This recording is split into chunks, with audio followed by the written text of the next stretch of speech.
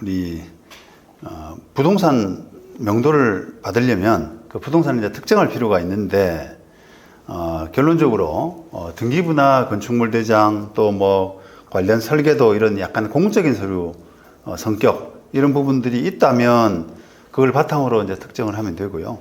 만약 이런 서류들이 존재하지 않는다면 특정을 위해서 측량 감정 같은 것을 좀 할 필요가 있습니다.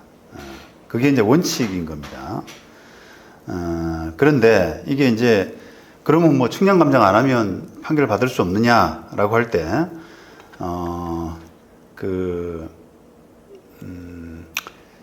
그렇진 않고요. 딱 일률적으로 이야기할 수는 없고, 만약에 뭐 누가 봐도 이제 이게 그 어떤 그림 그려가지고 소위 말하면 초등학생 뭐 이렇게 낙서하듯이 도면에 그림 그려가지고 내 땅 위에 이런 건물이 있다라고 해서 이런 그 비닐하우스가 있다라고 해서 아무 때나 막 이렇게 그림을 그려오잖아요.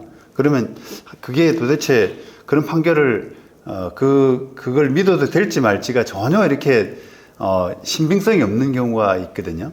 그럴 때는 보통 법원에서 감정을 좀 하는 게 어떻겠느냐라고 강력하게 좀 이야기를 합니다. 이거 가지고는 당신이 해온 거 가지고는 도저히 특정됐다고 보기는 어렵다. 이런 내용이죠.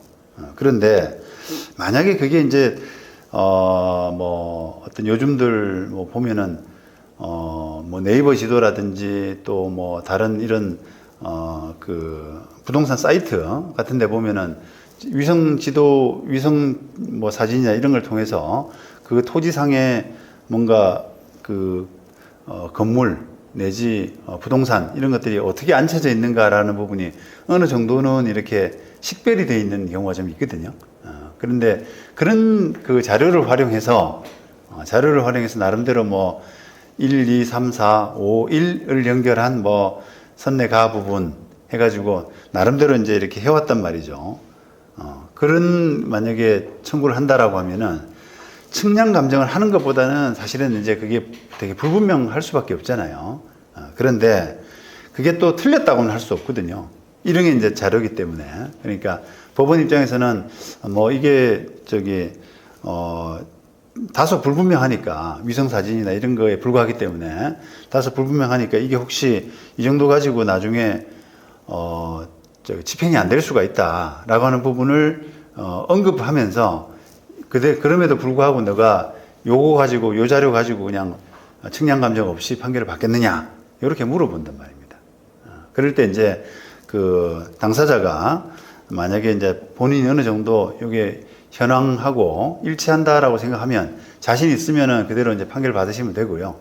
그 다음에 그게 만약에 조금 판사 말대로 판사가 우려하는 것처럼 조금 문제가 있겠다라고 생각하면은 감정 신청을 하면 되는 거거든요. 그래서 만약에 이제 실제로 이제 그런 측량 감정 아닌 도면 가지고 뭔가 판결을 받았는데 그 도면하고 실제 현황하고가 불일치가 커가지고 집행관이 이건 안 되겠다, 집행 불가능이다 이렇게 이제 해버리게 되면 다시 별도로 다시 이제 소송을 해야 되는 겁니다.